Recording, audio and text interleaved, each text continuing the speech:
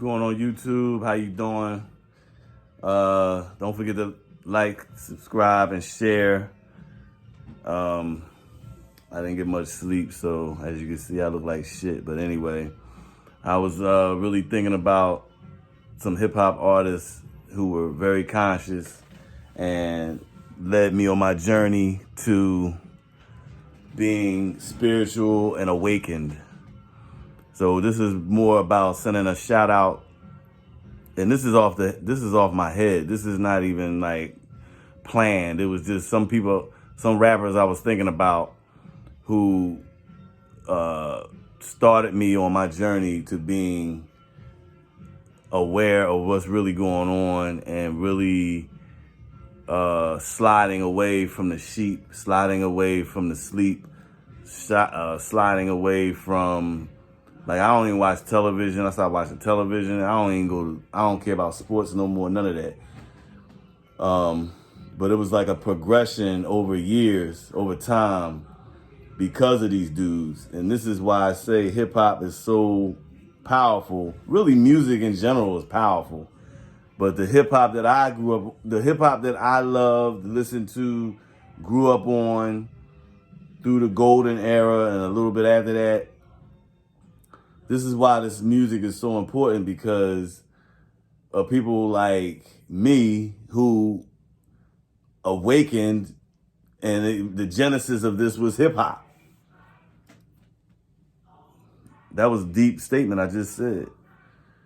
I mean, also too, me being in the Army, I was in the Army for 4.5 years, and I was around some brothers who were really big into Malcolm X. So Malcolm X tapes were popular back then, and listening to that helped too. But a lot of hip hop music, conscious hip hop music back then, had a lot of Malcolm X, different sermons that Malcolm X did was in a lot of the hip hop back then. A lot of Malcolm X was sampled just like James Brown was sampled. You know what I mean? So it really woke me up, and this is more of a thank you to those hip hop artists. Now, I know after I do this video, it's going to be a ton of them that come to mind, but there are really two that really smack me in the face. And that's KRS-One, who is my greatest rapper of all time, but that's only because he affected me in a very, very positive way, because I listened to his music a lot back then. You know, from 86 to about 91, really 86 to 90, I listened to him a lot.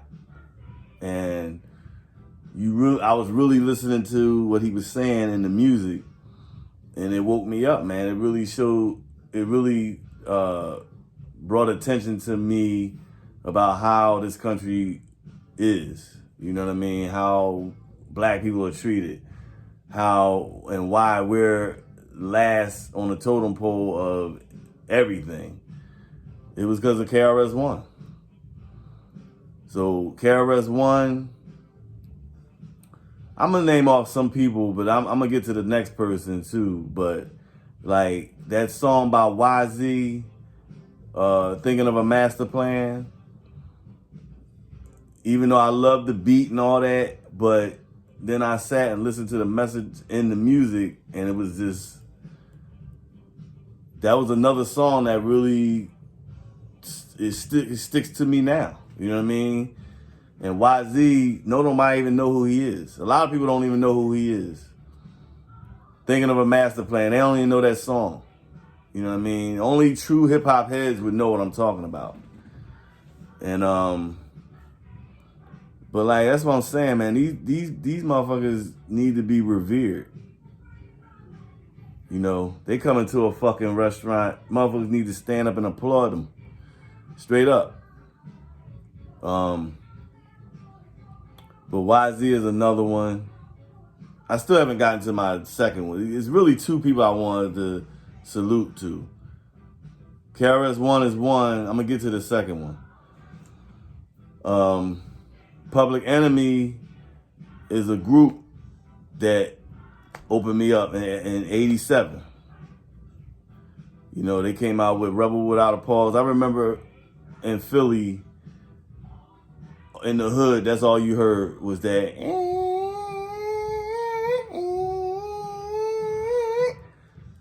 That's all you heard in 1980, in the summer of 19, it was either the summer, no, it was 80, it was either 87 or 88, because I think it came out in 87, and I think 88 was, it came out in 87, but it was being played through, I know they played it a lot, like into the next year. And that's all you heard in the hood, that. But I mean, Fight the Power, I mean, all their music, man, if you really listen to the lyrics in the songs, man, you're like, wow. You know what I mean? Public Enemy, man. Public Enemy, Ice Cube. This is why, part of why I don't like television. This is like one of the increments of why I don't like watching television. You know why? Because television don't go into the raw shit. Like if motherfuckers talk, like if you, let's just say they start talking about Ice Cube on television, right? They're not gonna talk about America's Most Wanted. They're not gonna talk about that fucking album. Because that album was going against white people. It was going against the system. It was going against corporate America. You know what I'm saying? It was talking about what's really going on in the hood. They not gonna mention that fucking album at all. They're gonna talk about all the dumb shit. You know, they'll probably talk about the movies he was in. That's why I hate television, man, because it's not, they sugarcoat, they give it fluff. You know what I'm saying? They don't talk about the hard-hitting shit. Fucking America's Most Wanted, Kill at Will. Those were my favorite Ice Cube albums. And he was just raw. Just like NWA, the shit was raw. You know what I'm saying? That's what I like. I like real shit. I don't like all that fluff and bullshit. I don't like that shit.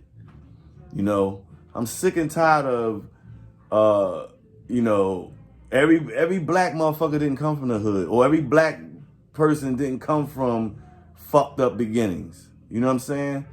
A lot of us grew up where we had a lot of us did grow up with a mom and a dad, or a grandfather and a grandmom, or you grew up with a mom or a grandmom, but you was well taken care of. I'm not saying you was fucking rich, but you fucking ate.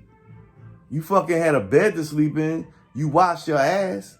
You ain't had no fucking leaky roof. The roof about to fall in and shit. And maybe if you did, you still was taken care of though. Motherfucker probably didn't have the money to fix that leak at the time, so you put the bucket underneath, but you still was taken care of. You know what I'm saying?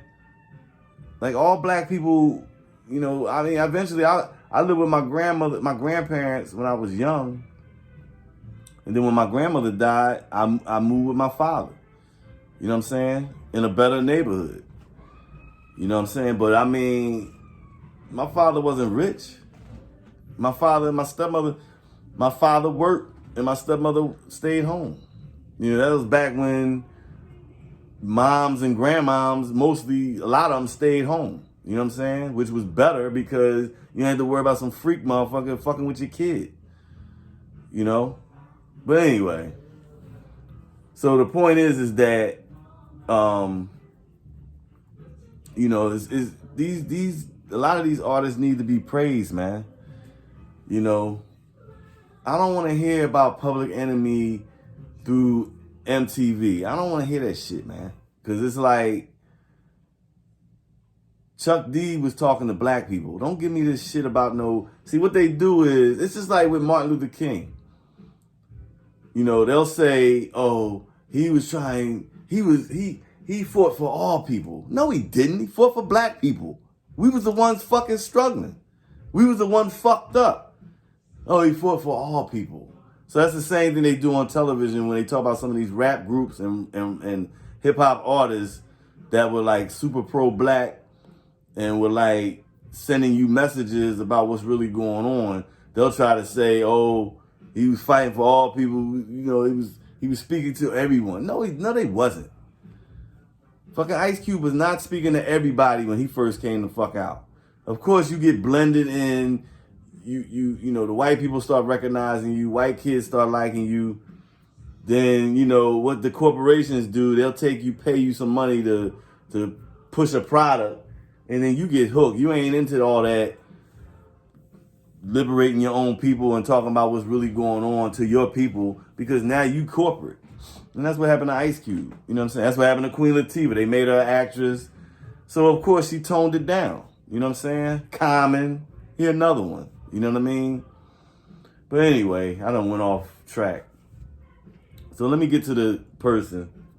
The second person I want to shout out to, and I hope they see this video at some point, is fucking Grand Puba. Now, anybody that's close to me, that knows me, that hung out with me, especially back in the day, know that I love Grand Puba. Pause. I loved him, man. Because that motherfucker was really cutthroat with that shit. You know what I'm saying? And I'm telling you, this song was not popular. If I played it in my car, nobody would like it, because I probably was the only motherfucker that liked this song. But it's a song on his I think it was his first album, his solo album, the Real joint. He had a song on there called The Soul Controller. That song, you talk about, first of all, I don't know what it was about that beat. I like that song. I used to play that shit a lot. But there's a line in it where he was talking about churches being on every corner in the hood. And he basically was saying that wasn't no good. He basically saying that all these pastors is doing is fucking taking advantage of the poor. And at the same time, keeping you asleep with the bullshit. So that's why all these churches is in the hood.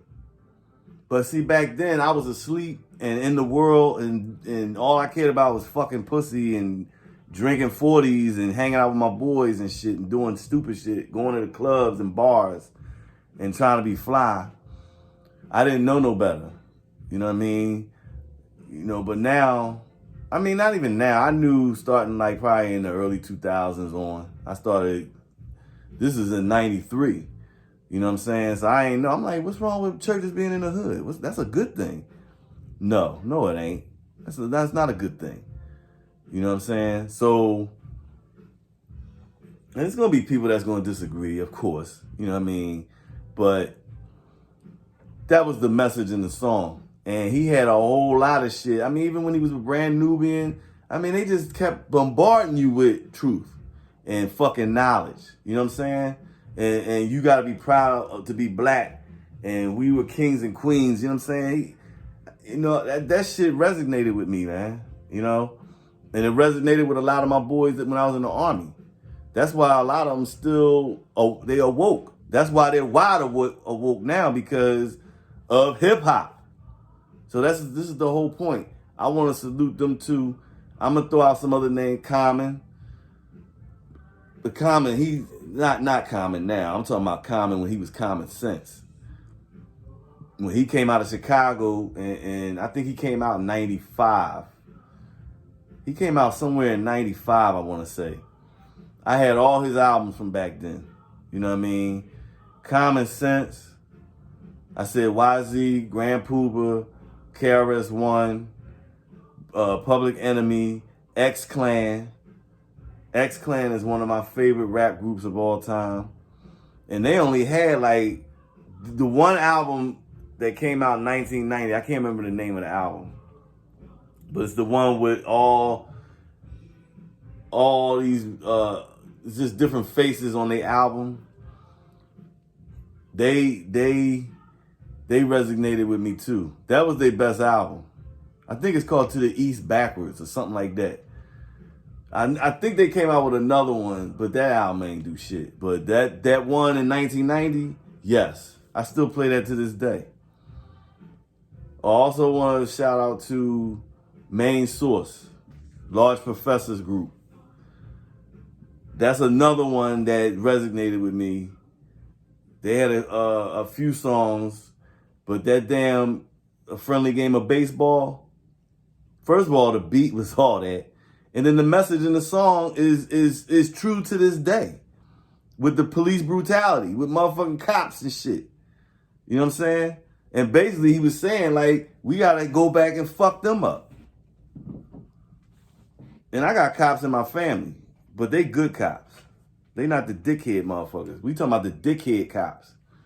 The motherfuckers, all this, you know, you gripping up a fucking 14-year-old little girl and shit and slamming her to the ground. Like, for what?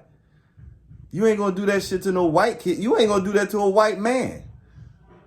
You know what I'm saying? Unless they fighting or something, you had to throw the motherfucker to get them away from the other. But I mean, you just walking up the motherfuckers because they fucking doing some dumb shit and you gotta put your hands on them. That's why they keep doing it, because we don't do shit.